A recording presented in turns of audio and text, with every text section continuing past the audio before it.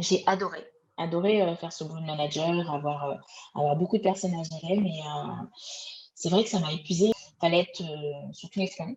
Je me Oui, suis, complètement épuisée, oui. donc tout ça, m'a beaucoup affectée et au final, j'ai dû m'arrêter et je me suis écroulée et j'ai commencé à pleurer et pleurer et pleurer et comme on sait ce que c'est qu'un début de burn-out. Tu fais le clap ou tu le fais? Non, toi.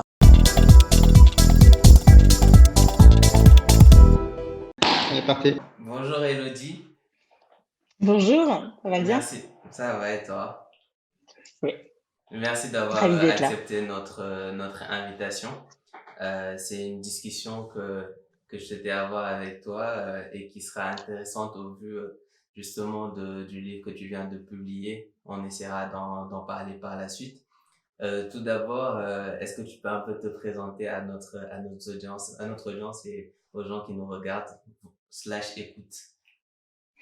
Eh bien, je vais me présenter alors effectivement, c'est vrai que j'ai écrit un livre, mais c'est pas mon métier premier. Je suis coach et formatrice, donc coach professionnel. J'interviens en entreprise pour des problématiques, souvent managériales, gestion des conflits, communication et je fais aussi, de la formation. Ça peut ressembler à du coaching d'équipe, mais il y a bien deux parties différentes. Donc voilà et puis dans mon passé, j'étais, en agence de publicité, anciennement directrice de clientèle. Voilà. J'ai commencé par ma question rituelle, que maintenant les habitués connaissent un peu. Comment te définis-tu en tant que personne? C'est pas une question facile. Comment je me définis? Bah, comme une personne plutôt joyeuse, à l'écoute, qui aime rendre en fait la vie plus facile aux personnes, c'est-à-dire leur donner confiance en eux, révéler leur potentiel, se rendre compte qu'ils peuvent arriver à faire pas mal de choses. Donc, ouvrir le champ des possibles. Ça, c'est un peu la manière dont moi je me vois. Est-ce que ces traits de caractère-là étaient déjà en toi quand tu étais enfant, à la tendre enfance? Disons que, ouais, alors la tendre enfance, tu me replonges il y a quelque temps quand même, voilà. Je vais dire qu'il y avait certaines choses, certains traits de caractère qui étaient déjà là, parce que mine de rien, si on travaille sur la personnalité, ben, on se rend compte qu'il y a une grande partie qui est déjà, en fait, là en nous quand on est très jeune. On dit qu'il y a à peu près 40 qui nous construit, puis après c'est le reste, c'est l'éducation, les expériences. Dans les 40 je pense que j'avais ce côté déjà un petit peu, assez, joyeux, ludique et j'aime beaucoup le contact avec les autres, cette sensation de comment dire? D'exister quand on est dans le groupe. Maintenant, j'ai envie de dire, je change un petit peu plus.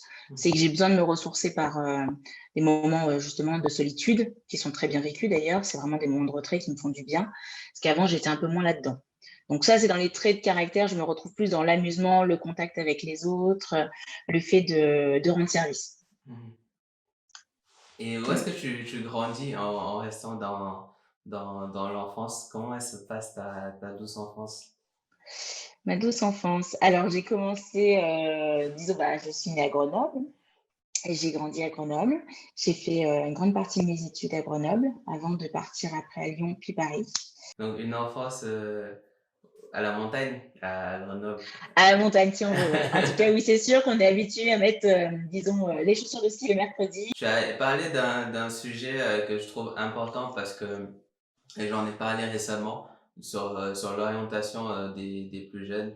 C'était un peu ton cas et maintenant aussi tu le vois un peu en coaching. Mmh. J'avais eu, moi, d'une expérience personnelle en école d'ingénieur où quand je suis arrivé, j'avais l'impression, pour reprendre les mots d'Anguera, que c'était un peu un milieu d'initiés. Donc, j'avais l'impression que toutes Mmh. ces personnes avec qui je partageais ces amphis savaient exactement pourquoi elles étaient là, ce qu'ils feraient demain, quel stage ils diraient pour aboutir à tel métier. Et moi, j'avais 21, 22 ans, j'étais là et je savais absolument pas quoi faire.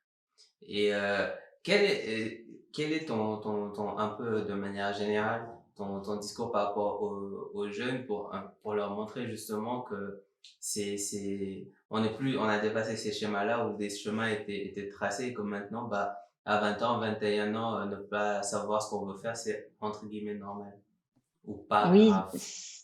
exactement. Ça doit pas être un frein, ça doit pas être se dire: «Ah bah mince, je vais foirer ma vie parce que, je sais pas ce que je veux faire». Sachant qu'en fait, même si on parle des chemins tout tracés, tout ça, je pense que c'est pas vrai, c'est que ces jeunes-là, ils se sont pas posé les questions, en fait, ils ont juste suivi la voie. Et c'est ce qui se passe, c'est que moi, à ce moment-là, je les récupère plutôt aujourd'hui, à 30, 35 ans, avec une grosse remise en question de leur métier. Parce qu'ils n'ont pas fait forcément le métier dont ils rêvaient, ou alors tout simplement le fait d'être allé dans, tu vois, dans un tunnel en disant je fais ça, et puis ça marche, je ne m'en mets pas en question, jusqu'à un jour, il y ait un truc qui se passe, qui font qu'ils n'ont plus envie d'aller au travail, qu'ils ne se sentent pas bien dans leur élément et qu'ils ne trouvent plus de sens à leur activité. Et pour les jeunes, c'est plutôt la question de se dire, je les fais revenir aux sources en disant qu'est-ce qui les booste, où est-ce qu'ils se rendent compte que dans quelle activité, si on veut, ils perdent la notion du temps, par exemple. On voit qu'il y a des jeunes, ils vont dire moi, je perds la notion du temps quand je suis devant les vidéos parce que je fais des montages vidéo. Ah, ok, intéressant. Et ces montages vidéo, c'est pas qu'une activité. Voilà. C'est peut-être pas qu'une activité, peut-être pas qu'un hobby. Le fait qu'en fin de compte, ça lui plaise tellement, qu'en fin de compte, il se renseigne dessus, qu'il serait capable de payer des formations pour encore plus être performant, si j'ai envie de dire, mais c'est pas vraiment le mot performant, mais efficient. Et là, on va commencer à gratter un petit peu, on va dire, là, c'est peut-être intéressant, il y a peut-être des pistes de travail pour voir si on ne peut pas créer un métier autour de ça, ou si ce métier-là n'existe pas. Donc ça, c'est un exemple. Il y en a plein d'autres qui vont me dire, mais moi, j'ai pas de passion. Mais c'est vrai que tout le monde n'a pas des passions. Moi non plus, j'ai pas de passion, même si j'aime profondément ce que je fais. Je suis une passionnée, si on veut, dans plein d'activités, mais j'ai pas en soi, un truc qui me botte plus que ça. Je n'ai pas envie d'aller faire du vélo tous les dimanches, toutes les heures dès que je termine mon travail. Mais ça, c'est une vraie problématique, puisque tout le monde pense que les gens, ils ont tous des passions. Mais c'est pas vrai. Donc, en fait, l'idée, c'est d'aller chercher qu'est-ce qu'on aime faire, qu'est-ce qui est facile pour nous, notre terrain de jeu. C'est facile dans le sens, pas facile parce que c'est, c'est quelque chose qu'on fait tout le temps par habitude, mais plutôt voir s'il y a un talent qui est derrière tout ça. Donc là, on pose plein de questions, mais complètement hors contexte du travail. Et en faisant tout ça, on fait comme un entonnoir, on se rend compte que tiens, ça fait émerger telle ou telle chose chez la personne, il y a un talent, il y a peut-être un métier qui est derrière, il y a peut-être un univers dans lequel il faudrait travailler. Parce qu'en fait, il y a plein de choses qui entrent en compte dans un métier. Il y a l'univers, il y a les métiers. Moi, je vois bien par rapport à la pub, si on veut, c'est que la publicité, ça peut être grisant, mais si par exemple, je travaille sur des cigarettes, ça ne va pas me parler. Donc, voilà. Ou par exemple, sur d'autres secteurs d'activité. Si je faisais que de l'automobile, j'ai pourtant fait de l'automobile dans la publicité, travaillé pour des concessionnaires, pour des grandes marques d'auto, c'était pas mon fort. Et c'est pour ça que je me suis réorientée, j'ai fait d'autres choses, travailler plutôt pour le train ou des choses qui me parlaient plus. Mais des fois, on n'a pas le choix. Et donc, on réduit le fait de ne pas arriver à avoir des secteurs qui nous intéressent à tout d'un coup ne plus s'intéresser à notre métier. Alors que c'est faux. Notre métier nous plaît toujours, mais c'est le secteur qui ne va pas. Donc, on essaye de croiser tout ça. On est dans un monde où on travaille beaucoup plus qu'il y a des générations d'avant avec notre cerveau. Et quand on regarde un peu les sportifs de haut niveau, ils prennent beaucoup soin de leur outil de travail, leur corps, les muscles, donc ils s'étirent, ils font de la cryothérapie, etc. Comment on peut étirer notre cerveau après une journée d'effort au travail? Je sais pas si la métaphore est un peu claire, mais si tu peux le trouver. Et justement, je pense que ça, c'est propre à chacun. D'ailleurs, tu vois, je suis en train de travailler un atelier sur la gestion du stress, mais revisité sous un autre angle, pas forcément juste qu'est-ce que c'est que le stress et tout ça, mais vraiment orienté en disant, en fonction de sa personnalité, quelles sont les méthodes qui vont t'aider, toi, à relâcher, à relativiser, prendre du recul. Alors, on sait qu'il y en a qui vont beaucoup souffrir de stress lié au mental, c'est-à-dire que ça va les polluer. Il y en a, ils vont être affaiblis physiquement, donc on n'a pas tous les mêmes réactions. Et c'est vrai que quand on a la tête pleine, d'arriver à trouver des moments où justement on peut se dire comment j'évite tout ça, comment j'arrive à me retrouver moi bien. Alors moi, pour le coup, si tu me poses la question à moi, c'est vraiment le sport me fait du bien, déjà.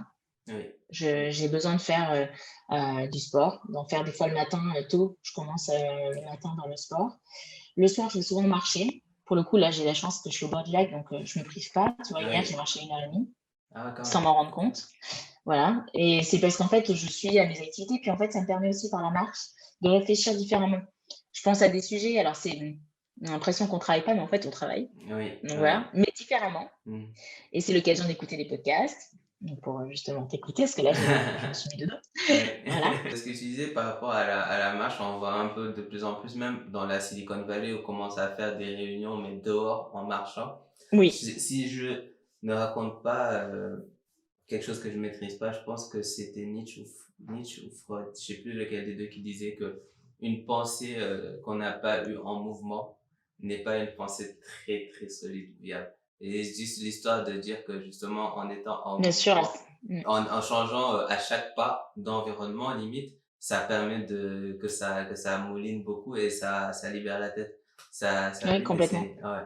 Et c'est très intéressant parce que justement, en travaillant en cerveau, en étant dans un bureau devant le même écran, des fois, on voit les Mm. problèmes toujours sous le même angle et on voit jamais la solution parce qu'on est toujours sur le même angle. Comment on regarde cette transition de partir de Grenoble à une ville lyonnaise, une ville un peu intermédiaire pour aller finalement à Paris et revenir? Avant, j'aimerais qu'on se concentre un peu sur cette vie-là à Paris où tu disais Mhm. tout à l'heure que ta sœur avait aussi un impact sur tes choix Ouais. de carrière, entre guillemets. Comment elle se passe cette arrivée-là à Paris, même si tu y arrives graduellement en termes de... Bah, en fait, pour moi, Paris, c'est l'euphorie quand j'arrive. Parce que Lyon, j'avais pas forcément plus d'affection que ça à cette ville. Je me sentais pas spécialement bien. Disons, c'est une Mhm. très belle ville, mais l'énergie m'y convenait moins. Quand je suis arrivée à Paris, ce que j'ai aimé, c'est le mélange de tout, la mixité, le contact facile. Alors, il y en a qui vont dire que les Parisiens sont froids, sont pédants, ou peut-être dire que c'est une ville speed. Mais Oui. de nature, tu as dû remarquer que je suis speed. Donc, ça me va bien. Ça me va bien. Donc, heureusement que maintenant, en vieillissant, je me repose, tu vois, je reviens aux sources. Et ralentir un peu. Exactement, pour être aussi calme que le lac, mais c'est pas toujours gagné. Et donc, Paris, c'était pour moi génial. C'était vraiment, je sais pas comment t'expliquer. Il y avait une sorte d'effervescence, puisqu'en fait, Mhm. dans mes études, en les ayant fait à Lyon, on devait tous partir à Paris. Oui, C'était pas le contrat de départ, c'était que mon oui, école devait se faire à Lyon, tout à Lyon. Et la dernière année du master, c'était Paris ou rien. Donc, on est partis, tous un petit peu en mode sans famille, parce qu'on était de la région, oui, et on a créé une famille parisienne. Et je pense comme beaucoup de Parisiens, c'est-à-dire qu'on n'a pas forcément oui. notre vie, enfin nos parents à côté ou voilà nos amis d'enfance. En revanche, ça a été génial pour moi parce que moi qui aime déjà le groupe, le collectif, j'ai retrouvé une autre famille là-bas pour Oui. les études, pour le travail et en même temps amical qui a fait que en fait, aujourd'hui j'ai un réseau vraiment important, j'ai énormément d'amis, mais des amis qui j'entretiens des vraies relations. Enfin, je veux dire, Mhm. c'est pas, voilà, on a beau dire que c'est difficile d'entretenir des amitiés, mais oui, ça demande du temps, mais c'est vraiment génial parce que c'est un peu la famille qu'on n'a pas quand on est là-bas Oui, oui. et des contacts aussi professionnels très forts. Mhm. Voilà. Parce Tu que c'est pas la parles, même oui. chose dans le travail, c'est très très fort, c'est-à-dire qu'on demande beaucoup. Mhm. C'est très intense, ça veut dire qu'on passe des soirées, des nuits à travailler autant que des journées, ce qui Oui, paraît improbable, parce qu'on dit oui. aujourd'hui, mais il faut être fou pour faire ça. Mais j'avais cette énergie-là, on compte pas ses heures, Mhm. et c'est là où un peu ça frôle avec la passion. Oui, Donc, c'est grisant en point de vue parce que c'est-à-dire qu'on prend un milieu qui est de l'ordre vraiment, il y a vraiment dans la pub, dans les plus grosses boîtes de pub et c'est extraordinaire. oui, On fréquente des gens très connus sans vouloir être spécialement en contact de ces personnes-là, mais c'est possible.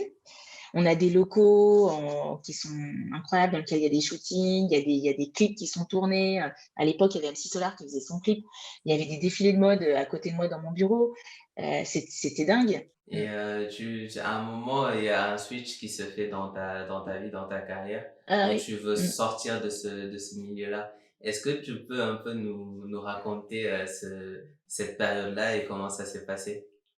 Eh bien, oui, en fait, ce qui s'est passé, c'est que ça faisait déjà quelques temps que j'étais un peu à saturation, déjà du rythme, parce que c'est quand même quoi qu'on dise, beaucoup, beaucoup d'heures.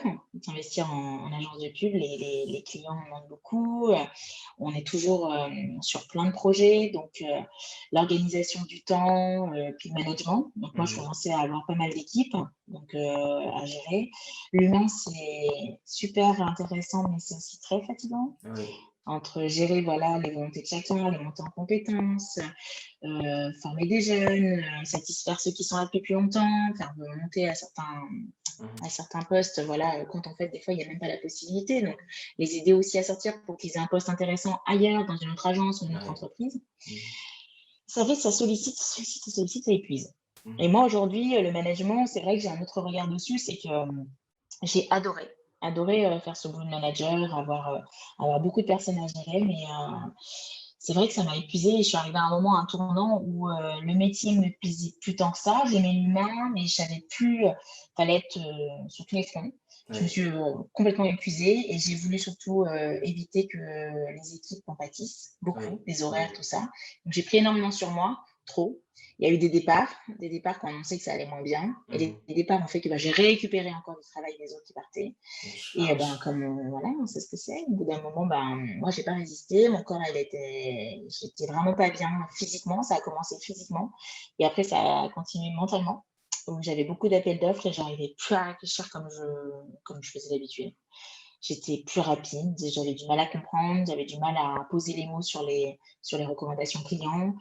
Euh, je voyais une montagne de choses à faire et j'arrivais pas en fait à les évacuer, ce que j'aurais Ouais. fait d'habitude assez facilement. Ouais. Donc tout ça m'a beaucoup affectée et au final j'ai dû m'arrêter. Et ça s'est arrêté comme ça, en mode je suis fatiguée, j'en peux plus, et je me suis écroulée et j'ai commencé à pleurer et pleurer et pleurer et comme on sait ce que c'est qu'un début de burn-out. Je pense pas que Ouais. j'en ai fait un réellement, dans le sens où même si j'étais arrêtée plusieurs mois, j'ai vite remonté quand même la pente par rapport à mon état. Donc, j'ai pas atteint le seuil de phase très, très down de la dépression, du burn-out qui nous affaiblit complètement. Heureusement. Je pense heureusement parce que, encore une fois, ma sœur était là pour me dire tu t'arrêtes et tu acceptes l'arrêt. Mes parents aussi, mais si tu veux, le rapport que j'ai avec ma sœur, en fait, elle m'a beaucoup aidée parce que je voyais qu'elle était vraiment dans le soutien en me disant que c'était pas normal et qu'elle ne me reconnaissait pas. Et donc, je me suis arrêtée. Et là, en fait, l'acceptation de l'arrêt est très dure parce qu'on a l'impression de planter tout le monde, même si on sait qu'on n'est pas irremplaçable. Bien sûr que tout le monde est remplaçable. Mais ça a été dur. Ça a été dur. Ils ont mis pas mal de personnes pour prendre le boulot. Et en fait, c'est là que je me suis rendu compte qu'on ne devrait pas en arriver là. Ils auraient dû, parce que moi, j'avais déjà sonné la sonnette d'alarme. Je leur en voulais pas, mais ils ont peut-être trop attendu, trop tard. Et puis, ce qui s'est fait, c'est que 6 mois derrière, j'ai eu du mal à dire non à des choses. Donc, mon non n'était pas entendu. Aujourd'hui, comme je suis coach, je me rends bien compte. Un non qui est ferme, on l'entend. On ne pousse pas la porte deux fois. Un non qui n'est pas assez ferme, la porte soit elle est fermée, mais il y a des courants d'air, les fenêtres sont encore ouvertes, et on peut passer. Donc, c'est un peu ce qui s'est passé. Donc, on ne peut pas dire que déjà un burn-out n'arrive jamais que par un employeur. Il faut savoir qu'on est tous co-responsables de l'état dans lequel en fait, on se met. Donc, il y a plusieurs paramètres et il faut bien les définir pour savoir justement lesquels sont à travailler. Et c'est ce qui a fait qu'en fin de compte, cet arrêt-là était très bénéfique pour moi. Ça a été le début d'une autre vie, si tu veux. J'ai fait un stop qui ne m'était jamais arrivé depuis des années. J'étais tellement dans mon travail, à un point pas raisonnable, au point de mettre aussi ma vie perso de côté. Et donc, ce qui s'est passé, c'est que là, j'ai commencé après la pente, à voir d'autres choses, à prendre le temps, à comprendre que le temps, il était bon, que ça faisait du bien de ralentir. Et puis, je me suis fait accompagner, j'ai fait un bilan de compétences avec une coach aussi, donc il y avait les deux casquettes, bilan de compétences et coach, qui m'a posé pas mal de questions, à me remettre en question sur ce que j'aimais faire, pourquoi j'en étais là, qu'est-ce qui avait fait que j'avais autant voulu protéger les équipes et être à la saturation de mon travail, en fait. Ça fait deux fois de cette discussion-là où, à des moments charnières, entre guillemets, où il y a ta sœur qui arrive. À quel point elle est importante dans ta vie, à quel point la famille est importante dans ta vie. Eh ben, oui, c'est marrant parce que tu vois, je me suis jamais posé la question, mais oui, ma sœur est très importante. Je pense que si elle m'écoute, elle sera contente de le savoir. Oui, oui, elle est importante parce qu'elle a toujours un peu protégé, c'est ma grande sœur. D'accord. Donc voilà, elle a ce petit côté maman de protection, de substitution, même si ma mère, Oui, elle est oui. là, et tout va bien, mes parents sont très gentils, j'ai la chance d'avoir vraiment une chouette famille, donc ça va, j'ai rien à dire parce que je sais que tout le monde n'a pas la chance Ouais. voilà, d'avoir l'écoute, l'amour, la protection aussi. Ils m'ont beaucoup aidé dans mes études, j'ai pu changer de voie, j'ai la chance Oui. voilà, qu'ils ont confiance en moi. Et ma sœur, oui, ma sœur, elle a un petit côté aussi maman poule. Alors, c'est parce qu'elle a déjà 2 enfants et puis qu'en fait, c'est comme Ouais. si j'allais être sa première. Ouais. Donc voilà. Et mais elle m'a toujours bien orientée parce qu'elle a cet œil un peu, comment dire, elle est en retrait. Et donc moi, quand on est concerné, c'est ce que j'allais dire comme un coaché que Mhm. j'accompagne, quand on est dans la problématique, on la Oui, voit pas la oui, sortie. oui. Donc en fait, c'est bien quand on a quelqu'un d'extérieur qui nous connaît bien justement, pour nous poser les bonnes questions et nous orienter. Moi aussi, j'ai un peu cette relation avec mon frère où on est mon grand frère où en fait, je me rends compte après coup que j'ai beaucoup suivi ce qu'il a fait et que s'il avait pas eu certains choix, je pense que j'aurais eu un autre parcours d'avoir eu cette personne-là justement qui voyait loin et grand. Ça force à voir ça Mhm. et lui aussi il me poussait parce qu'il voyait aussi des choses comme tu dis, c'est une personne qui te connaît, c'est une personne qui te voit grandir, même si des fois on n'a pas une énorme différence d'âge, mais Mm. qui t'a connu toute ta vie. Et des fois, ouais, quand ces gens-là parlent, faut quand même écouter, mais il faut pas perdre son Mm. discernement. Et c'est un regard aussi différent, tiens à te le dire, c'est que le frère ou la sœur, c'est pas les Oui. parents. Les parents, ils ont des peurs qu'ils nous Mhm. transmettent. Donc même s'ils veulent être bons conseillers, ils ne le sont Oui. pas toujours. Alors que un frère ou une sœur est détaché de cette problématique qui est vraiment parentale. Enfin, c'est pas pareil, c'est pas Oui. le même regard. Donc le conseil est souvent plus avisé ou en tout cas moins dans le jugement ou Oui. l'orientation. Oui. Donc c'est mieux. Et c'est quelque chose aussi qu'on est plus disposé, entre guillemets, à écouter d'un père haï que Mm, plutôt d'un père exactement. Ouais, et R. ouais, exactement. Euh, C'est et vrai. quand tu te relèves justement de cette partie-là où tu fais une pause de quelques mois, où tu laisses les choses Mhm. s'adoucir, se ralentir, pourquoi même si tu avais cette prédisposition, entre guillemets, en termes de désir d'avoir voulu être un site avant, comment tu t'orientes vers le coaching et tu te dis, ouais, que c'est ça que je vais faire de ma vie? Alors, je t'avoue que c'est aussi grâce à ma coach Ouais, Charlotte. Charlotte qui a été géniale, qui m'a posé beaucoup de questions sur ce que j'aimais faire en fait à la base dans le métier que j'occupais. Parce qu'elle aussi, elle avait été dans la publicité. Donc, c'est marrant parce que je ne savais pas son parcours. Et quand on a échangé, elle a fini par me dire, mais tu sais, je connais bien ton métier parce que j'y étais aussi avant. Donc, comme ouais. quoi. Est-ce que le hasard existe Donc, ou pas? Point ouais, d'interrogation. exactement. Et elle a, ouais, c'est ça. Et elle a été super fine dans son approche, comme elle l'est Mhm. genre toujours, parce que quand on s'appelle, je vois qu'on est resté, on est devenus amis. Et elle a posé les bonnes questions. Je me suis rendu compte que c'était pas le métier j'avais plus la même passion pour Oui, un métier. C'était pas la créativité pour aller nourrir des campagnes de pub, tout ça pour des clients ou suivre des programmes de fidélisation. C'était vraiment, ce que j'aimais, c'était la transmission que j'avais fait avec donc le oui, management, mais sous oui, un autre angle. En fait, le plaisir que j'avais eu ces années, c'était vraiment de se dire, OK, il y a de la créativité, c'est bien, parce que c'est ce que j'avais aimé au départ. Et après, c'est toute la pédagogie que j'ai eue avec les stagiaires, puis mes équipes, les chefs de groupe, les chefs de projet, tout ça pour les faire mhm, grandir. Et comment je pouvais les accompagner pour qu'en fait, qu'ils soient au top, même quitte à ce qu'ils partent de l'agence pour trouver le métier de oui, leur rêve ailleurs. Là que j'ai orienté dans d'autres entreprises, je ne le cache pas, même mon patron le oui, savait, parce que je savais qu'on ne pouvait pas leur offrir mieux et que je les voyais en fin de compte être de plus en plus mal à rester oui, ici parce qu'on ne pouvait pas leur oui, proposer mieux. Donc, elle a mis le doigt là-dessus en me disant, mais peut-être que ça se rapproche du coaching, de la formation, de la pédagogie. Et on a commencé en fait à, à se poser la question du métier de oui, l'accompagnement. Et puis en fait, je me suis dit, bon, bah, qu'est-ce qui me plaît le plus? C'était le coaching qui était un peu plus large dans les problématiques. Et ça me gardait le pied dans oui, l'entreprise. Parce que moi, je voulais vraiment garder l'entreprise. L'entreprise, j'aimais ce qu'on faisait, j'aimais aller chez mes clients aussi. Donc, ce qui se passe en entreprise, pour moi, c'est hyper oui, enrichissant. Et c'est pas les mêmes problématiques qu'on a dans le oui, perso. Alors, je dénigre pas du tout le oui, perso. Hein. Le perso, ça revient toujours, de toute façon, qu'on soit en entreprise ou pas. Mais l'angle me plaisait plus. Et donc, je me suis orientée sur les études de coaching. Je me suis dit, bah, je vais le faire. Et en fait, je suis retournée à oui, l'agence.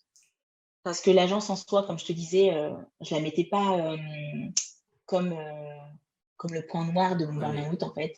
Je me suis dit comment je peux y revenir en essayant de trouver un bon compromis pour engager une suite favorable pour moi, c'est-à-dire un départ correct et en même temps me réorienter sur un autre métier. Et donc, comme je m'entendais très bien avec mon boss, je lui ai expliqué comment ça s'était passé. Il était déjà navré de l'état dans lequel il m'avait pas mis, mais en tout cas, comment l'agence avait aussi contribué à cette situation qui était néfaste pour moi. Et donc, on a fait un peu le deal, c'est-à-dire que je revenais, je m'occupais de former une toute petite équipe, je gardais des gens que je Oui. connaissais, mais on m'avait carrément mis qu'un tiers de mon équipe avec D'accord. moi, parce que j'avais au tout début, quand je commence à travailler, et pas 15 personnes, 12 Mhm. personnes, je sais plus combien j'en avais, mais peu importe, en tout cas, je me retrouvais avec Oui. 5 personnes. Et c'était très bien pour moi. Et ça me permettait d'être disponible parce que je me dis, moi, je ferai plus les horaires que je faisais. Je terminerai plus tard au point de plus avoir de vie. Donc, 18 heures, Mhm. c'est fini. Et j'ai commencé à programmer mon départ et donc dire au revoir à mes clients, faire la passation avec les gens qui peuvent me remplacer. C'est ce que j'avais prévu avec Mhm. mon boss. Et puis, quand le moment était venu, je suis partie. Et ça a été un beau départ parce qu'ils m'ont fait une surprise Ah. grandiose. Voilà. Donc, ça a été un très bon départ, tu vois, pas de mauvaise entente. Et puis, ils m'ont fait plaisir parce qu'ils m'ont même rembauchée en tant que Ah, formatrice et c'est très coach bien. parce que je faisais ça. Et voilà, juste pas pour m'occuper de la pub, mais pour m'occuper Ouais. des salariés. Et quand tu commences ton métier de coach, où tu découvres un nouvel environnement où tu es indépendante, du coup, pour le coup, Oui, rien à voir, c'est vrai. pas trop de contrats à rendre, tu travailles selon entre guillemets, tes horaires, même si tu gardes quand même un certain cadre Mm. pour rester efficace. Comment ça se vit? Et est-ce qu'il y a eu, sans nous donner des détails de quelqu'un de personnel, un moment où en formation, où tu te dis, même si avant tu disais, après ta formation, entre guillemets, scolaire, où tu savais que c'était ça que je veux faire, mais est-ce qu'il y a eu un moment en Mhm. coaching où tu te dis vraiment, c'est ça ma vocation? Ouais, si. Je me suis dit à plusieurs reprises parce que je crois que là, je me lasse jamais. Déjà, c'est quand même dingue. Pourtant, ça fait déjà 5 ans, 6e année que j'attaque là. Et je me dis, des fois, j'y suis, je me dis, je me pince, mais je fais les trucs que j'aime, les gens me le rendent tellement bien. Mais si tu savais, c'est un métier tellement gratifiant. Et je pense que j'avais besoin de ça aussi, parce que quand on a un burn-out, ou en tout cas une prémisse de burn-out, on a été vachement Ouais, fragilisé. Et donc, en fait, le retour, quand on sait qu'on fait les choses bien, d'ailleurs, c'est comme le départ que j'ai eu de mon agence. Hein. Les gens, ils m'ont tellement donné d'amour, et ils ont tellement été gentils avec moi, qu'en fait, malgré que j'ai oui, morflé, et ben, en fait, je me suis bien rendu compte que moi aussi, j'étais responsable parce que là, j'avais tellement de gens qui me montraient que j'avais bien fait mon travail, qu'en plus, j'avais bien fait, que j'étais aussi une personne appréciée, bah, c'est oui, vachement bien. Et donc après, quand on fait ce job-là aujourd'hui, quand on est dans le coaching, quand on est dans la formation, on oui, aide les autres. Et là, tout d'un coup, ça devient, en fait, le sens premier, c'est-à-dire, bah, on contribue à ce que la personne, elle oui, aille bien. Donc, c'est difficile de ne pas oui, aimer ce oui. métier. C'est difficile voilà, je peux envie de dire, c'est génial quand à la fin d'une formation, tu as plein de gens qui disent ah, mais c'était trop bien, j'ai appris plein de choses sur moi, je me sens bien et tout. Bah, voilà, moi j'ai Bah gagné ma oui. journée.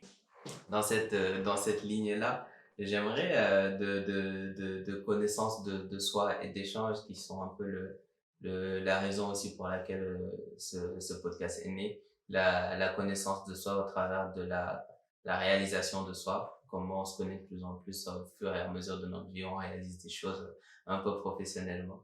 Tu as sorti ce livre, Pourquoi on ne se comprend pas. J'aimerais te Oui. poser la question, pourquoi on ne se comprend pas? Pourquoi on ne se comprend pas? Ben, en fait, ça vient de nos personnalités. Hein. Ouais. Oui, en fait, j'ai écrit ce livre parce qu'en fait, l'idée déjà, elle n'est pas venue de moi. En fait, c'est Larousse qui m'a demandé d'écrire ce Mhm. livre. Mhm. Et donc, j'ai eu de la chance de pouvoir le faire. C'est que quand j'ai commencé à travailler sur l'inventaire de personnalité, donc le DISC, c'est Oui. parce que je me suis rendu compte dans le coaching que la plupart des conflits, des problèmes qui arrivaient en entreprise étaient toujours liés à la communication. Alors, on peut parler, on peut échanger, on peut papoter, on peut dialoguer, mais on ne communique pas forcément bien. Oui. Et Oui. quand on communique, eh ben, en fin de compte, on a des fois des connexions qui sont pas, qui passent pas, tout Oui. simplement parce que déjà, on a un cadre de référence qui est différent. Quand je dis cadre de référence, c'est par exemple notre éducation, nos Oui. expériences passées, le fait Oui. que tu sois un homme et que moi je sois une femme, notre âge aussi peut être quelque chose qui rentre dans le cadre de référence.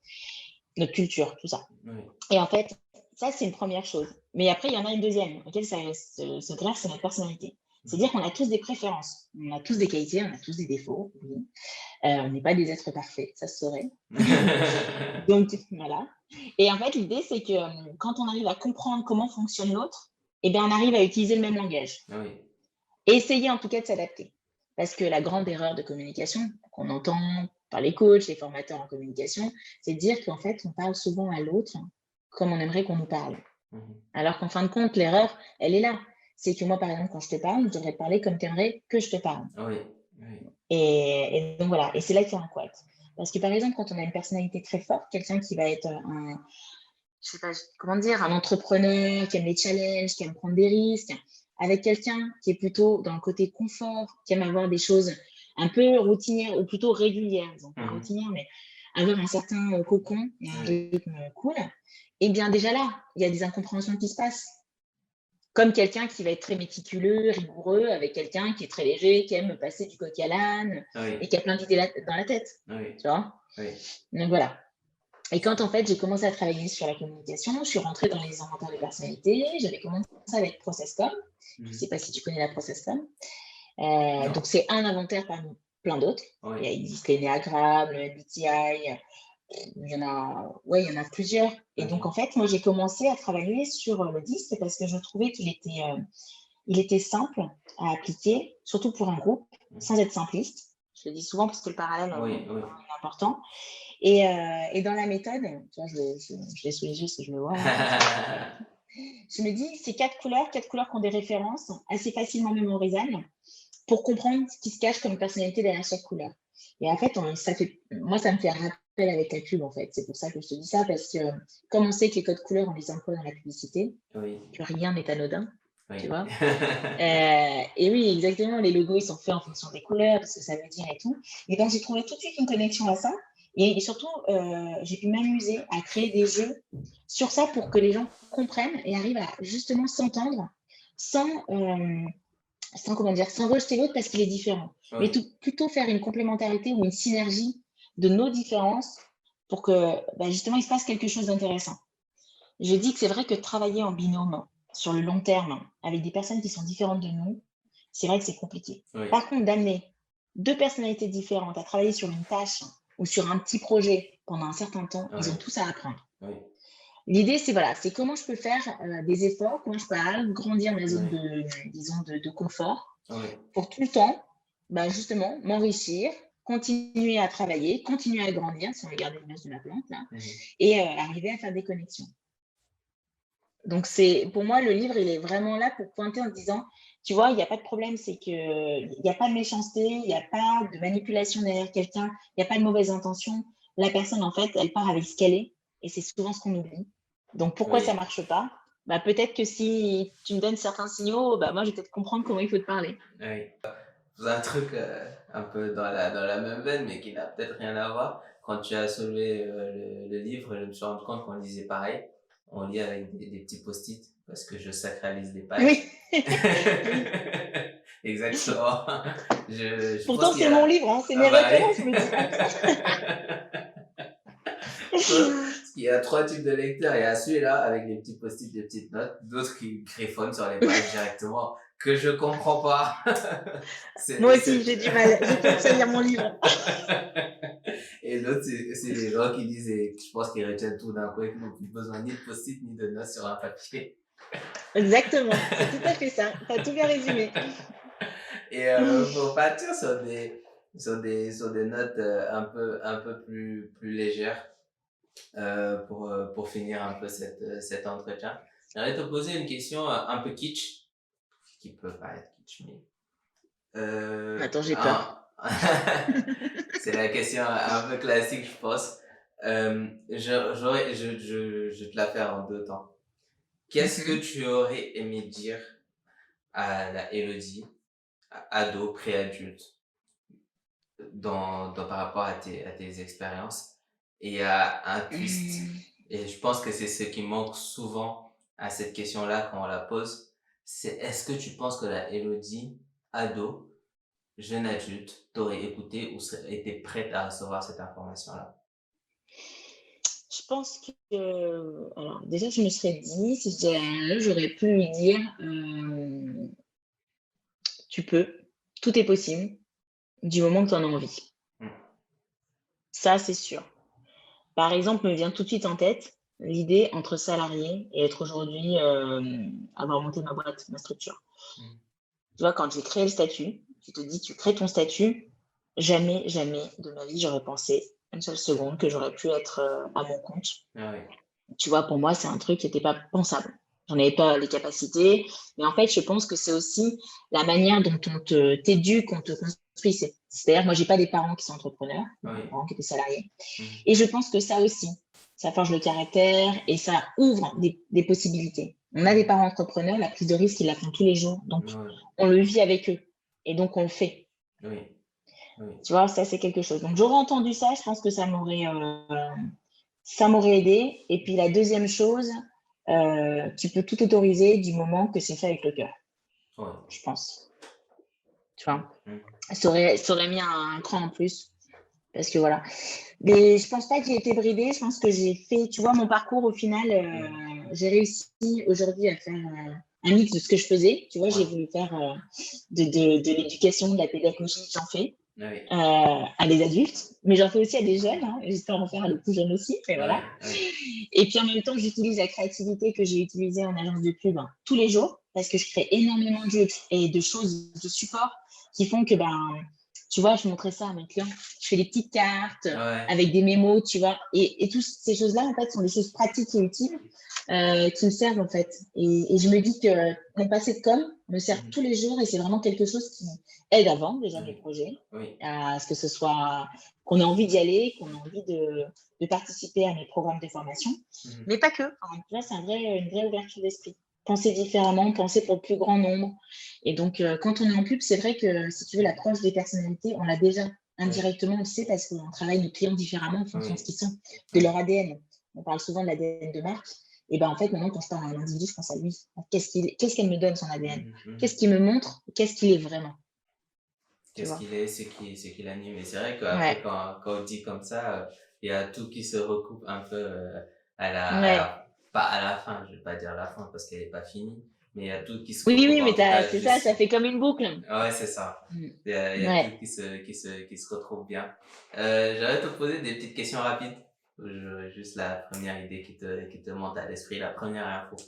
Quels sont peut-être ton podium de livres qui sont un must à lire? Must à lire. Alors, j'ai envie de te dire. Je sais pas si on peut parler de podium, mais en tout cas, il y a des livres qui fonctionnent bien Ah oui. pour le travail perso. Mhm. Il y en a un qui est une référence que tout le monde connaît, c'est les 4 accords Toltec.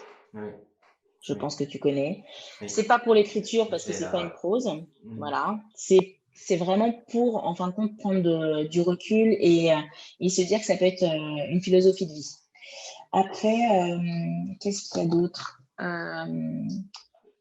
J'ai en tête. Je regarde. J'ai le temps de regarder parce que j'ai pas tout en tête. Mais oui, J'ai quoi qui me vient en tête? Il y en a un. Ah, bah alors après, c'est peut-être pas pour le développement personnel, mais c'est plutôt pour les managers. Après, c'est plutôt oui, pro, je peux. oui, Ou oui, en tout cas, jeune pro, si on est dans la vie active et tout ça, pour le management, c'est. Mon boss est nul, mais attends. Mon boss est nul, mais je le coach ou je sais plus. Attends. Je vais te dire. oui. Je vais te dire.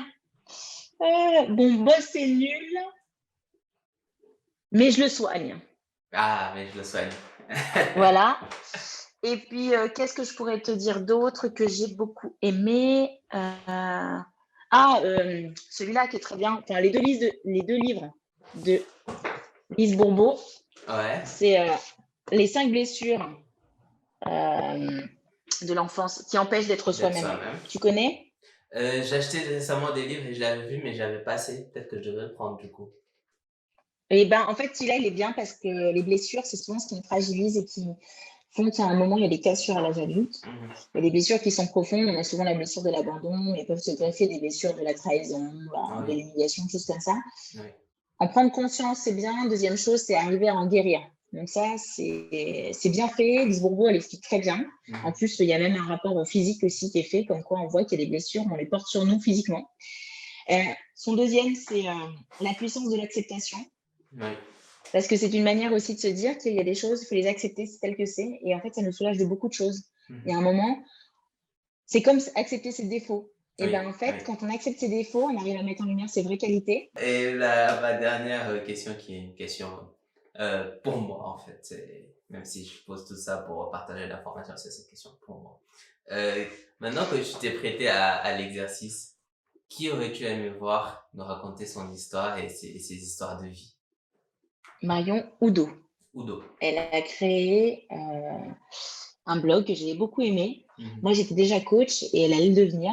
Et elle a Mhm. écrit un blog qui s'appelle, je crois, Éclorescence, hein, chose comme ça. Merci d'être venu, de nous avoir raconté ton histoire et qui est une histoire aussi poignante de partir de Grenoble, d'échelonner, d'aller jusqu'à Paris d'une manière un peu visualisée, un peu d'arriver ça, d'avoir vécu ce que tu as vécu, le haut, c'était top, la vie, l'effervescence, quand c'était aussi un peu plus dur d'avoir su te retrouver, d'avoir su t'appuyer sur les bonnes personnes, d'avoir su garder tes relations parce que je pense aussi c'est quelque chose sur laquelle t'as apporté beaucoup d'emphase, d'avoir pu continuer à bâtir et à entretenir des relations. Je pense que c'est hyper important de le faire dans une vie parce que chez nous on dit que la vie c'est un peu comme quelqu'un qui dort mais qui fait que se retourner.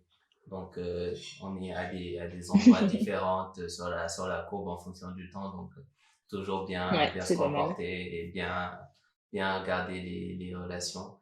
Donc, je te remercie encore. Je te laisse le Bah, mot merci à de toi la surtout. fin. Ouais. Bah, merci de m'avoir interviewé déjà, d'avoir été intéressé par mon parcours. Et puis moi, je suis aussi bonne chance pour le podcast, que ça continue, que tu es des belles personnes Oui. et que tu t'amuses à le faire parce qu'on voit que en tout cas, tu es vraiment dans l'écoute et on sent que ouais, tu es vraiment avec nous dans l'interview. C'est hyper agréable. Enfin, merci. Voilà. Merci d'avoir écouté cet épisode d'Harmony Stories. Pour ne pas rater la suite, pensez à vous abonner à Harmony Stories sur votre plateforme de podcast favori et sur YouTube. Vous pouvez nous suivre sur Twitter et Instagram où nous sommes le plus actifs. À très bientôt.